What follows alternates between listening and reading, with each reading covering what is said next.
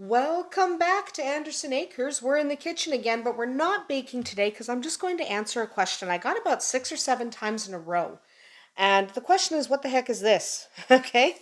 So this is inside it is my sourdough starter. Okay, I'll just take the lid off. That's my sourdough starter. But what is this thing? This is actually a sourdough starter jar. Now, I really love having one of these and it's really, really useful, but I'll just explain what it is and how it works.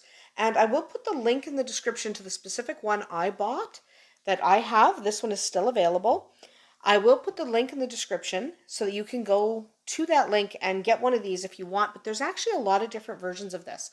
I'll just explain what it is and why you should have one if you're going to make a lot of sourdough. So this is a jar to keep your sourdough in. Okay, your starter only, not your whole sourdough, just your starter. And it goes in your fridge. And if you keep refreshing your sourdough starter, you can use it indefinitely.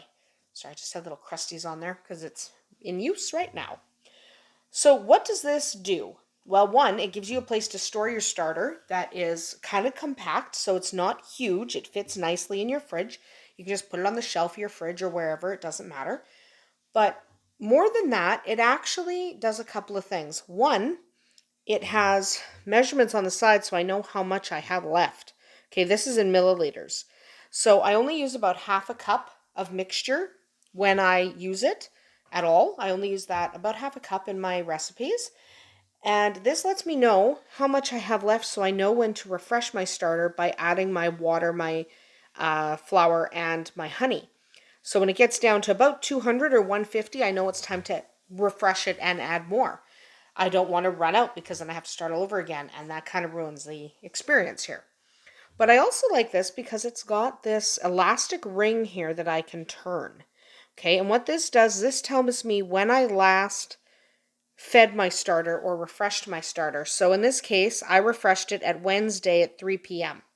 So now I know come Wednesday at 3 p.m., I either have to have refreshed it or fed it. I have to do one of the two.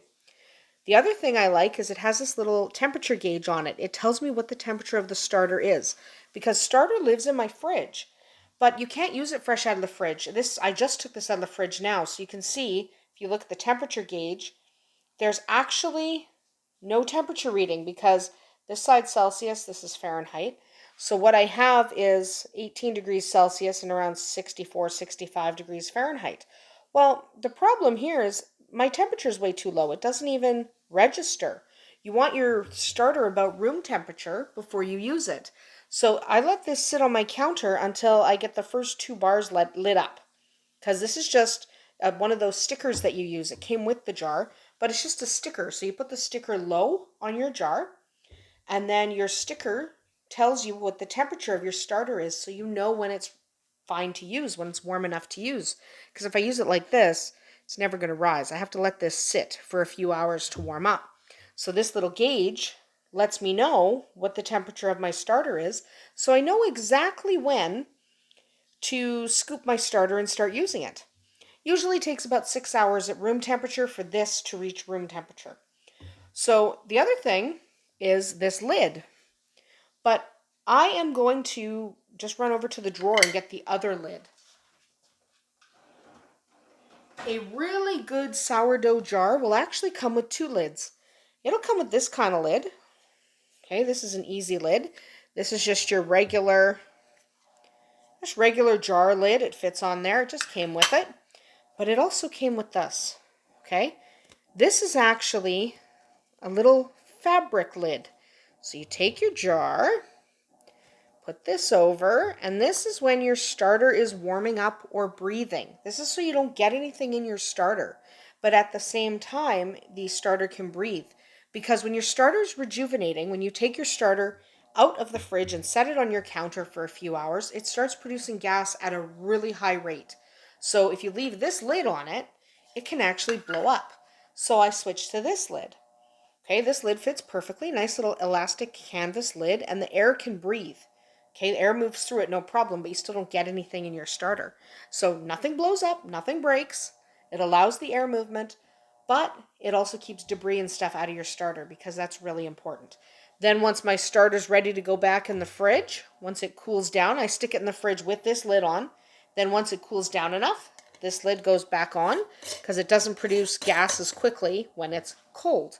You still have to breathe your starter a couple times a week, but this little lid is ingenious. I love having this. It's designed for this jar.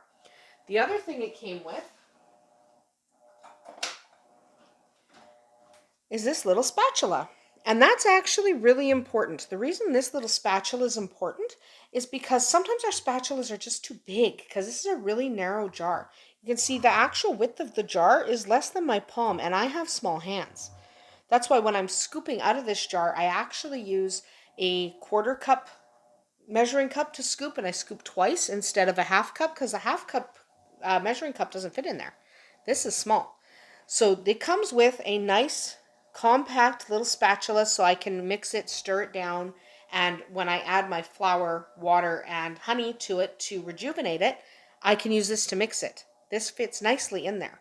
And it's one solid piece, so I don't have any problems with getting any of the starter in any of the grooves. It did come with another paddle as well, another spatula, but the other spatula is a two-part spatula and I don't like it as much. I'll grab it just so you can see. See, I don't like this spatula as much because this comes off like this. It can make it very difficult to clean. But the good news is I think they're phasing these spatulas out because I received both spatulas with mine. So by now they probably aren't even giving you this kind anymore. They're probably only giving you this kind. So that's really nice. But this jar is really easy to use and I really recommend it if you're going to make a lot of sourdough. I make a ton of sourdough. I do sourdough at least once a week. Usually 2, 3, 4 times a week. We like sourdough over here. So if you're going to make a lot of sourdough, you definitely want a jar to store it in. And I love all the features on this jar. There's many types of jars just like this. Not all of them have exactly the same features. So some of them don't come with this ring. Some of them don't have a temperature sensor. Some of them don't have this. I like one that has everything. So again, there's a link in the description to this one. But what you should do is take a look at all the different ones available out there and find one that meets your needs. Because if you're going to make a lot of sourdough, this is definitely the way to store your starter. That's about it for us here today at Andersen Acres. I think tomorrow we're probably going to make a batter pumpernickel bread. That'll be a lot of fun and very tasty. So we'll see you tomorrow.